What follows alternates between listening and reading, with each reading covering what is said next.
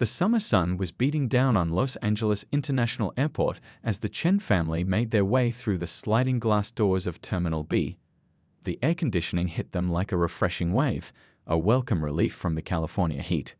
Mr. Chen, dressed in a simple black t-shirt and designer jeans, guided his family through the bustling crowd while pulling their Louis Vuitton luggage. As one of Silicon Valley's most innovative tech entrepreneurs, he had worked his way up from a small coding job to creating one of the most successful cybersecurity companies in the country. But you wouldn't know it by looking at him. He preferred keeping things casual and comfortable, especially when traveling with his family. His wife, dressed in a flowing summer dress, held their younger daughter's hand while their teenage son walked alongside, completely absorbed in his gaming device. They looked like any other family heading out on vacation, aside from their carefully packed designer bags and the subtle glint of Mrs. Chen's elegant watch catching the fluorescent airport lighting. "Remember when we used to take the budget airlines?" Mrs. Chen whispered to her husband with a gentle smile, thinking back to their early days of marriage when they'd save for months just to afford a short trip. Her husband squeezed her hand in response, both of them sharing a moment of gratitude for how far they'd come. Their children, however, were more focused on their upcoming beach vacation in the Maldives. "Mom, can we get something to eat before the flight?" their daughter asked, eyeing the airport's fancy restaurants. Their son finally looked up from his game, suddenly interested in the conversation at the mention of food. The family made their way toward the premium check-in area, walking past the growing lines at the economy counters.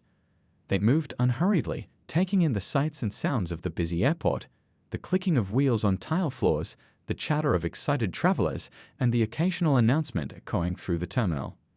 Mr. Chen had always taught his children to stay humble despite their success. "Money doesn't define who you are," he would often say. "It's how you treat others that matters." It was a lesson he lived by, always treating everyone from the janitor to the CEO with the same level of respect. As they approached the premium check-in area, Mrs. Chen adjusted her daughter's backpack and smiled at a passing family. Their son finally pocketed his gaming device, ready to help with the luggage. It was shaping up to be the perfect start to their family vacation, but they had no idea that their peaceful morning was about to take an unexpected turn. The premium check-in area was relatively quiet, with just a few other travelers waiting in the roped-off section. The Chen family's quiet conversation about where to have breakfast was about to be interrupted by someone who would change the course of their entire morning. As they waited for the next available agent, a sharp voice cut through the peaceful atmosphere, marking the beginning of what would become a viral moment at Lex. Little did they know that their ordinary airport check-in was about to become an extraordinary lesson in grace under pressure, and their family vacation would start with an incident that would soon have the whole internet talking.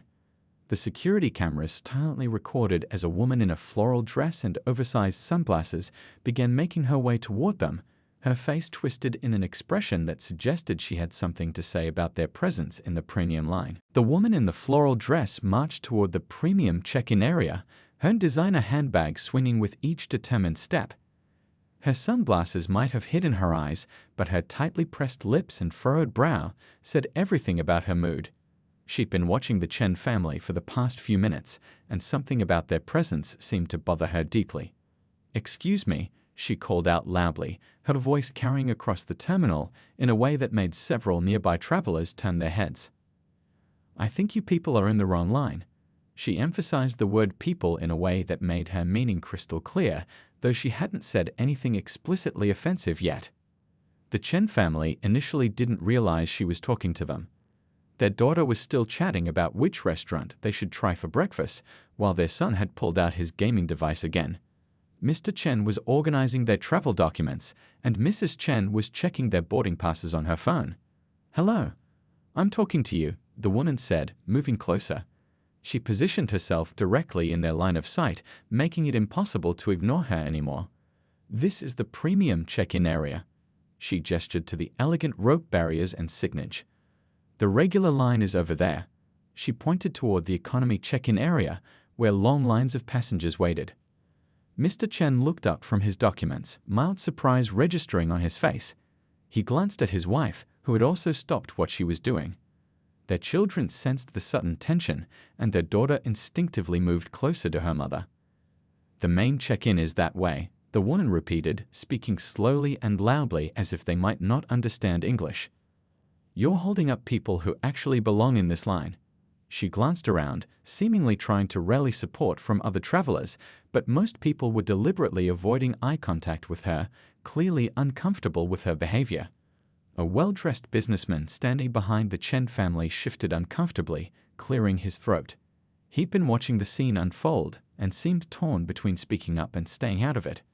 The premium check-in staff had noticed too, and one of them was already reaching for their phone, likely to call for assistance.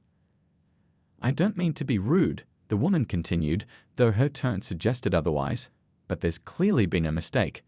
I fly premium class all the time, and I know how things work here.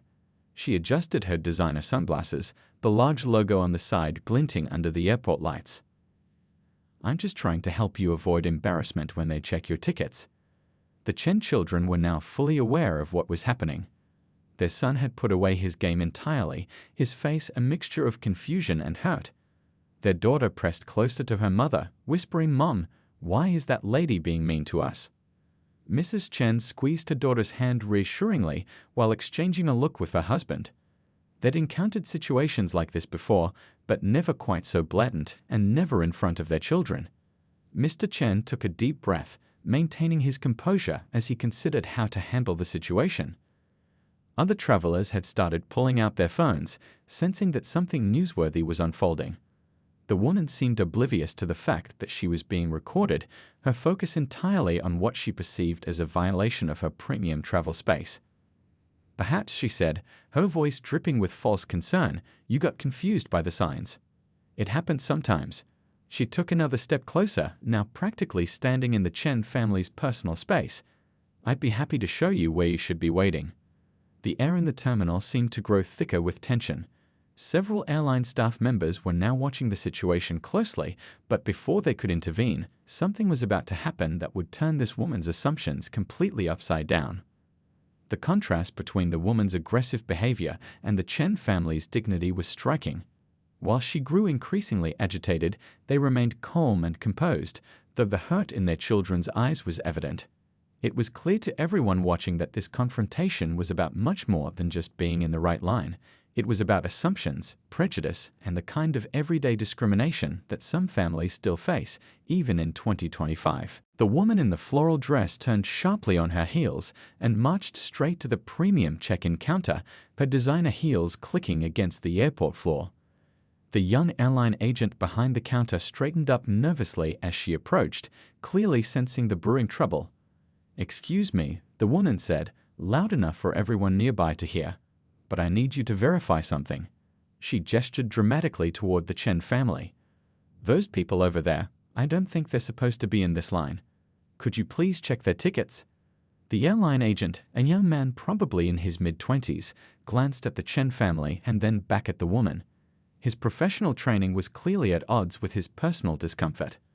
"Ma'am," he began carefully, "I'm not able to discuss other passengers' travel arrangements." "Well, someone needs to check." The woman interrupted, her voice rising. "This is a premium line, and there are rules about who can use it." She pulled out her own first-class ticket as if to establish her authority on the matter. "I pay good money to avoid long lines, and it's not fair if people just wander in here thinking they can use it." Behind them, the Chen children were experiencing this ugly moment in different ways. The teenage son stood tall beside his father, his gaming device forgotten in his pocket, his jaw clenched in a way that showed he understood exactly what was happening.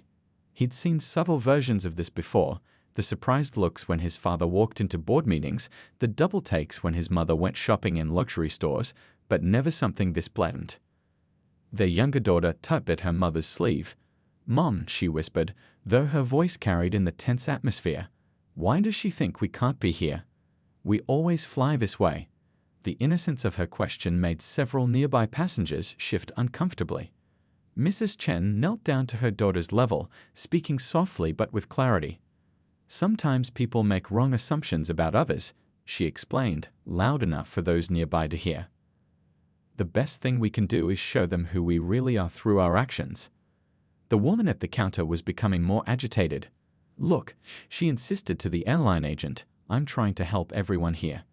They clearly don't know where they're supposed to be, and you're just letting them stand there? What kind of customer service is this? Mr. Chen finally stepped forward, his movement calm and deliberate. The premium check-in area had grown unusually quiet, with even the routine airport announcements seeming muted in the background. He reached into his jacket pocket, but before he could speak or show any documentation, another airline employee approached, this one wearing a senior staff badge. "Is there a problem here?"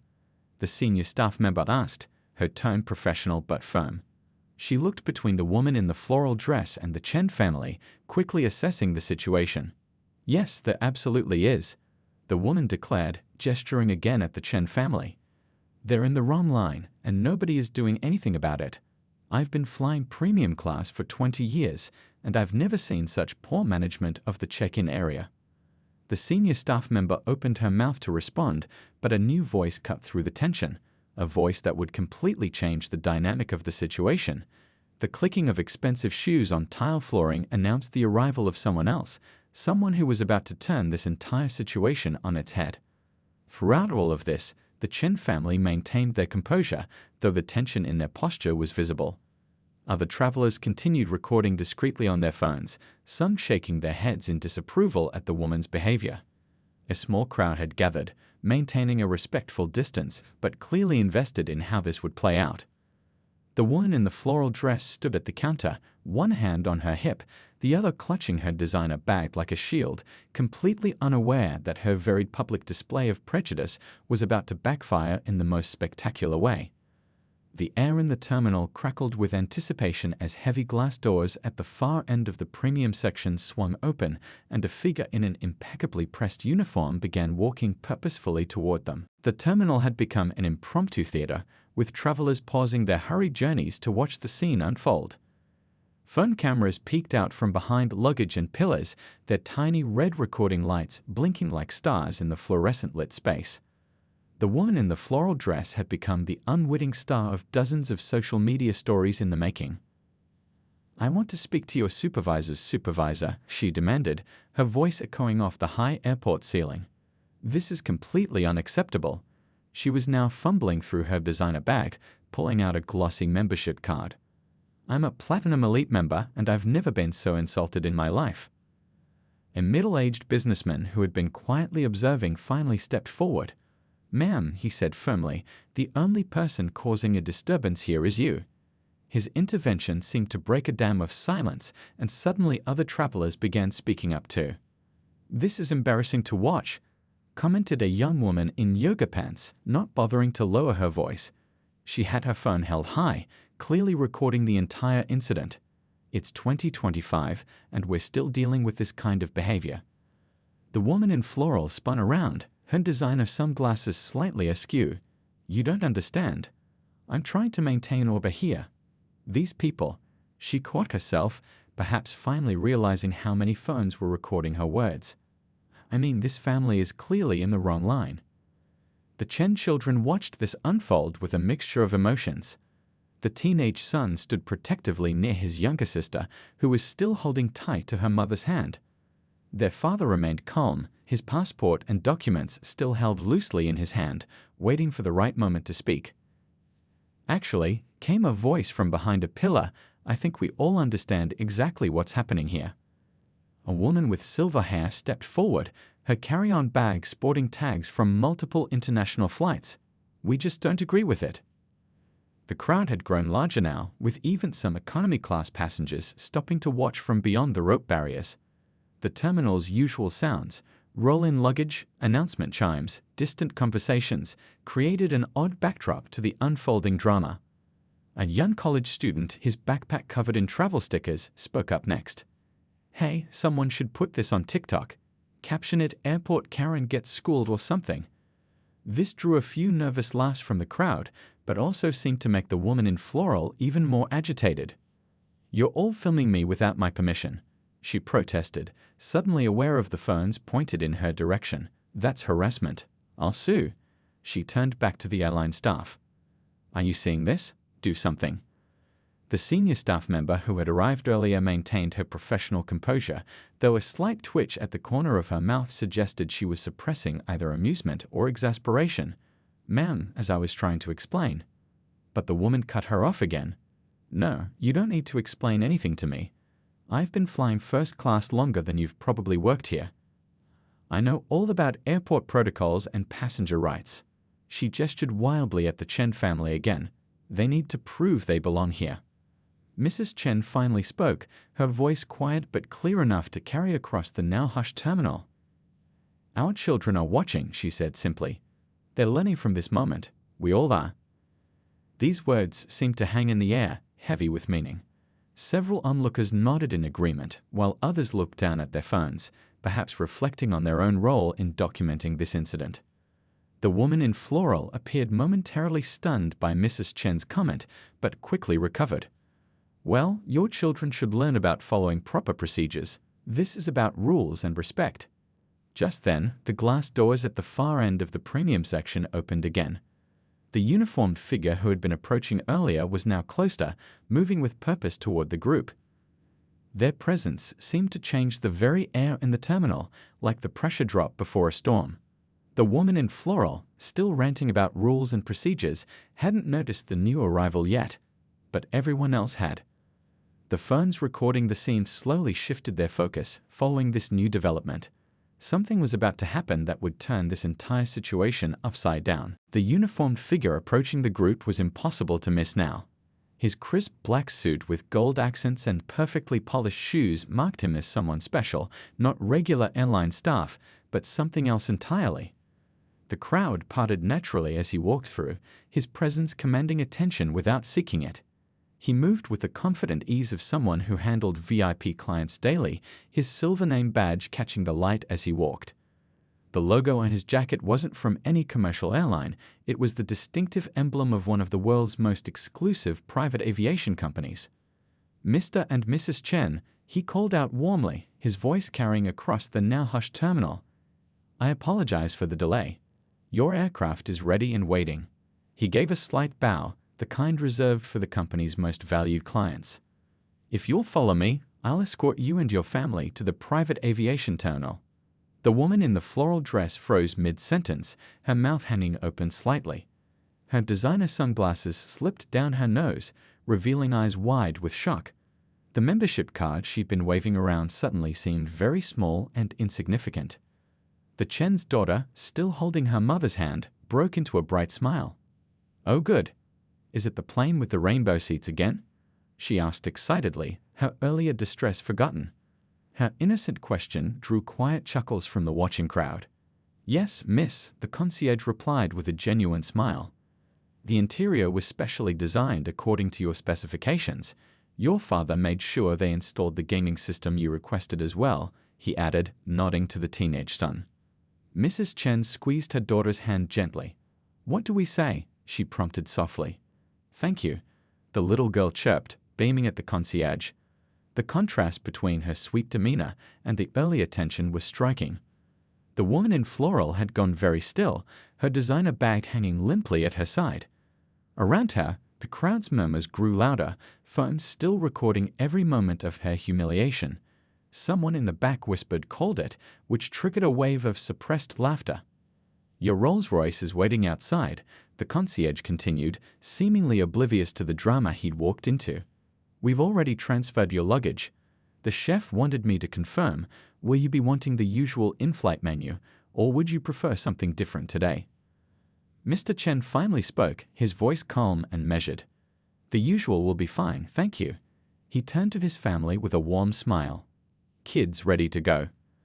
The teenage son couldn't quite hide his satisfied smirk as he glanced at the woman who'd caused such a scene. But a subtle head shake from his father reminded him of their family values, no gloating, no matter how tempting. The concierge reached for their carry-on bags, but Mr. Chen waved him off kindly. "We can carry these ourselves," he said, demonstrating the humility that had helped build his success. "You already do so much for us." Several onlookers had moved closer to the rope barriers, watching in fascination as this scene played out. A few were googling the private aviation company's logo, and their whispered conversations suggested they'd found out just how exclusive and expensive this service was. "If you'll follow me," the concierge said, gesturing toward the glass doors he'd come through. "Your pilot has filed all the flight plans, and weather conditions are perfect for flying today." As the Chen family gathered their things, Mrs. Chen paused for a moment. She turned to the woman in floral, who was still standing frozen in place. "I hope you have a safe flight," she said simply, then added with gentle emphasis, "wherever you're sitting." The crowd erupted in barely contained reactions, some gasping, others trying to stifle laughs, many nodding in appreciation of this elegant response. The woman in floral seemed to shrink into herself, her earlier confidence evaporating like morning dew under a harsh sun. The family walked toward the glass doors, following the concierge. Their daughter skipped happily, chattering about the rainbow seats, while their son had already pulled out his phone, probably texting friends about what had just happened. Mr. and Mrs. Chen walked hand in hand, their dignity intact, leaving behind a terminal full of people who had just witnessed a powerful lesson about assumptions and grace. The moment the Chen family disappeared through those glass doors, it was like someone had unmuted the terminal. The crowd erupted in overlapping conversations, phones still recording as the woman in the floral dress tried to make herself as small as possible behind her designer sunglasses. "Well, that was quite a show," someone in the crowd called out. "Guess you can't judge a book by its cover after all." The comment triggered nervous laughter from those nearby, but the woman in floral didn't find it amusing at all. She turned sharply, trying to make a quick escape, her designer heels clicking rapidly against the floor.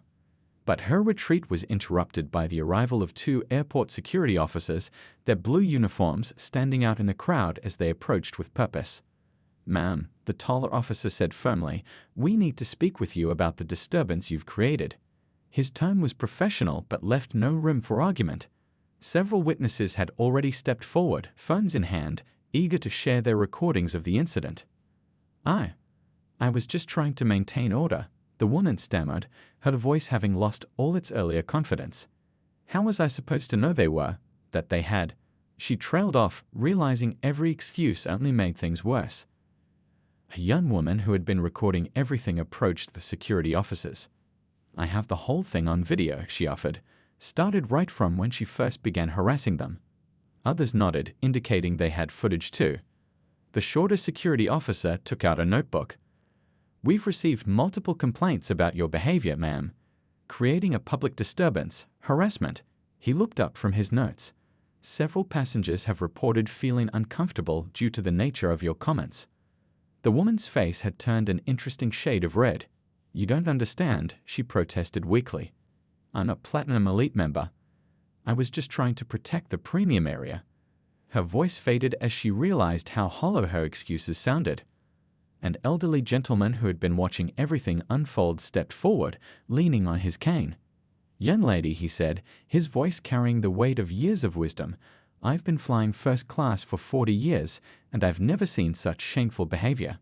Money doesn't buy class. That family proved it, and you proved it too, just differently." The crowd murmured in agreement.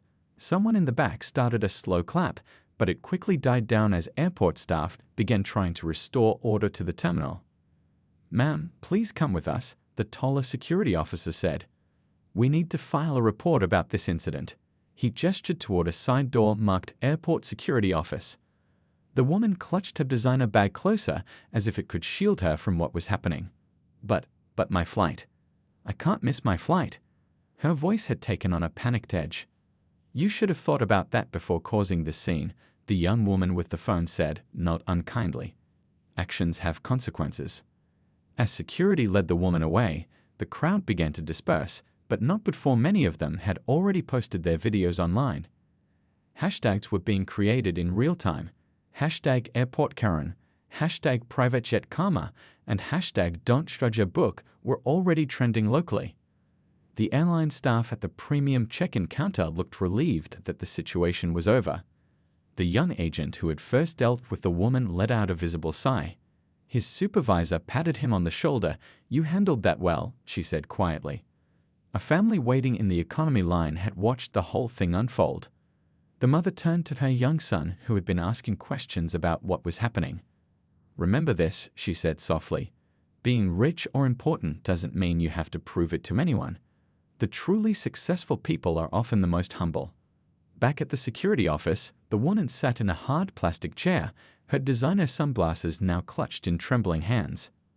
Her floral dress didn't look quite as pristine anymore, and her carefully styled hair had started to wilt.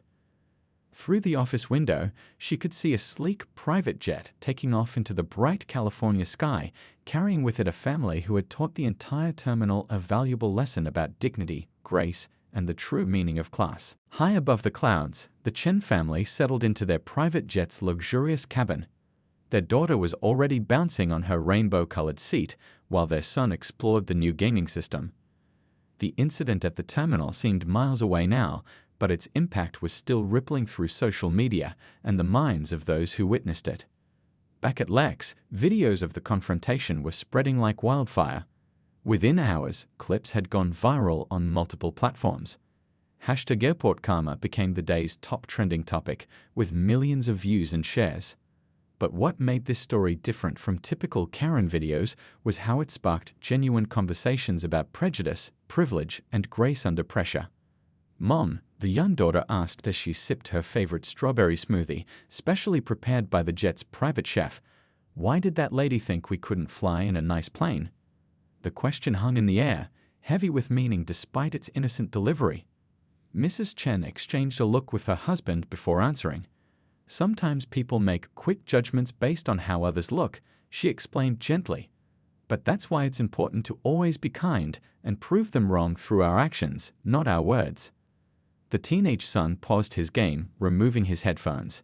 "But we shouldn't have to prove anything to anyone," he said, a hint of frustration in his voice. "Dad worked hard to build his company. We earned this." Mr. Chen smiled at his son. "You're both right," he said thoughtfully. "We don't have to prove ourselves, but how we react to prejudice shows who we really are. Remember, success isn't just about what you achieve, it's about how you treat others along the way." Meanwhile, the incident had sparked meaningful discussions across social media platforms. Comments flooded in from people sharing similar experiences and others expressing how the video had opened their eyes. "This family showed more class in silence than that woman did with all her screaming about being elite. The way they protected their kids while standing their ground, that's real strength." Private jet reveal was epic, but the real power move was staying humble throughout. News outlets picked up the story, not just for its dramatic reveal, but for the larger conversation it inspired about assumptions and bias in everyday life. Several prominent social commentators used the incident as a teaching moment about the persistence of prejudice in society. At the airport's security office, the woman in the floral dress faced consequences for her actions. The airline suspended her elite status pending review, and she would need to take sensitivity training before it could be reinstated. But more impactful than any official punishment was the weight of her own reflection on her behavior. Through the office window, she watched more private jets take off, each one a reminder of her misguided assumptions. The security officer handling her case noticed her watching and said quietly, "You know, I've worked here 20 years. Learned pretty quick that you can't tell someone's story just by looking at them." Back on the private jet, the Chen family's daughter had fallen asleep in her rainbow seat, her tablet showing a half-finished drawing of their plane. Their son had finally set aside his game and was working on a social media post of his own, not to gloat about the incident, but to share a message about dignity and respect that his parents had taught him. Mr. Chen looked at his family with pride, not because of their success or their private jet, but because of how they had handled themselves during the confrontation. They had shown their children that the best response to prejudice was not anger, but grace. As their jet cruised toward their vacation destination, Mrs. Chen opened her laptop to find hundreds of supportive messages from people who had witnessed the incident. Many thanked them for setting an example of how to handle discrimination with dignity. Others shared their own stories of facing similar situations. "Should we respond?" she asked her husband, showing him the messages. Mr. Chen thought for a moment. "Yes," he said finally. "But let's share a message about moving forward, not looking back. About building bridges, not walls." Together, They drafted a simple post that would later be shared thousands of times. Thank you for the support. Today showed that while prejudice still exists, so does hope. Every time we choose dignity over anger, understanding over judgment, we move forward together. Success isn't about what you earn, it's about how you lift others up along the way. Let's focus on building a world where no one has to prove they belong. #building bridges. As their jet soared through the sunset-painted clouds, their story continued to spread, touching lives and changing perspectives. It wasn't just about a privileged woman getting her comeuppance or a dramatic private jet reveal. It was about choosing grace over bitterness, dignity over revenge, and using even life's unfair moments to teach valuable lessons about respect, assumptions, and the true meaning of class.